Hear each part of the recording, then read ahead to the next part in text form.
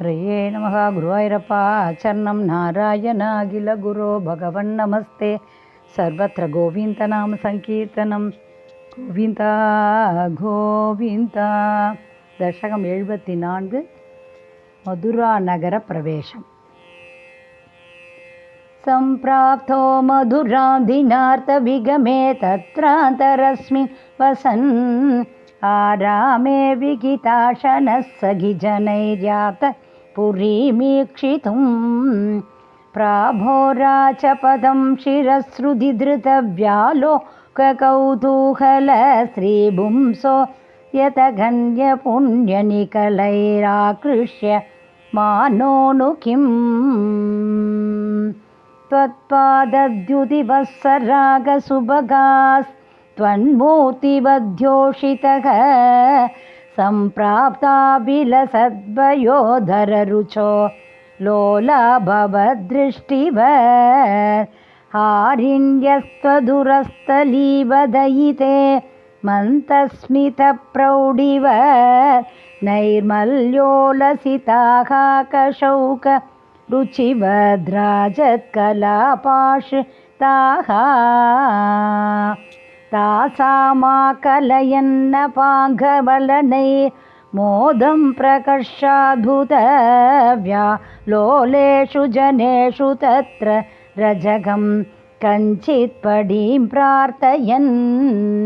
कस्ते दास्यति राजकीयवसनं याहीति तेनोदितः सत्यस्तस्य करेण शेषमकृताः सोऽभ्यापपुण्यां गतिं भूयो वायकमेकमायतमतिं दोषेण वेषाचितं दाश्वांसं स्वपदं निनेत सुकृतं को वेद जीवात्मना मालाभिः स्तभगैः स्तवैरपि पुनर्मालाकृता मानितो भक्तिं तेन वृतां दिदेशितपरां लक्ष्मीं च लक्ष्मीपते गुब्जामब्जविलोचनापति पुनर्दृष्ट्वाङ्गरागे तया दत्ते साधु किलाङ्गरागम तदा तस्य महान्तं कृती चित्तस्तां रुजुतामधप्रदयितुं गात्रेऽभिदस्याः स्फुटं गृह्णन् मञ्जुकरेण तामुदनयस्ताव जगत्सुन्दरी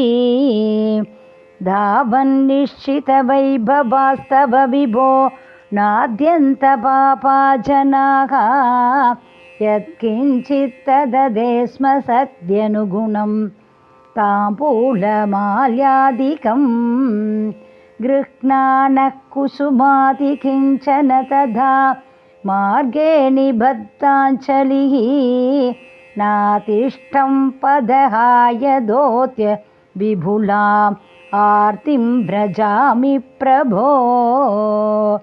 येष्यामीति विमुक्तयाभिभगवन् आलेपदात्र्यातया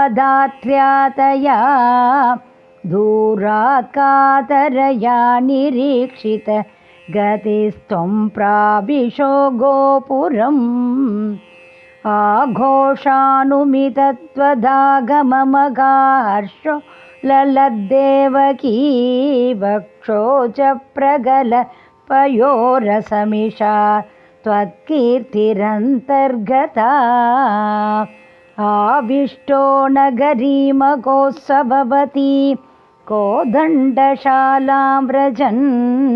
माधुर्येण नुदेजसानुपुरुषैर्धूरेण तत्तान्तरः स्रग्भिर्भूषितमर्चितं वरदनुर्मामेति वादात् पुरः प्रागृह्णाः समरोभयः किल समाक्राक्षीरभाङ्क्षीरभिः स्वकं सक्षभणोत्सवस्य पुरतः प्रारम्भधूर्योपमः सापध्वंसमगाध्वनिस्तव विभो देवानरोमाञ्चय कंसस्यापि च वेबदुस्तदुदितः कोदण्डकण्ठत्वयि चण्डाव्याहतरक्षिपूरुष रवैरुद्गोलितो भूत्वया शिष्टैर्दुष्टजनैश्च दृष्टमहिमा प्रीत्या सभीत्या ततः सम्पश्यन् पुरसम्पदं प्रविचरन् सायं गतो वाटिकां श्रीधाम्ना सगराधिका विरहजं खेदं वदन् प्रस्वपन् आनन्तन्नवधारकार्यघटनात् वातेश संरक्ष माम्. सर्वत्र गोविन्दनामसङ्कीर्तनं गोविन्द गोविन्द.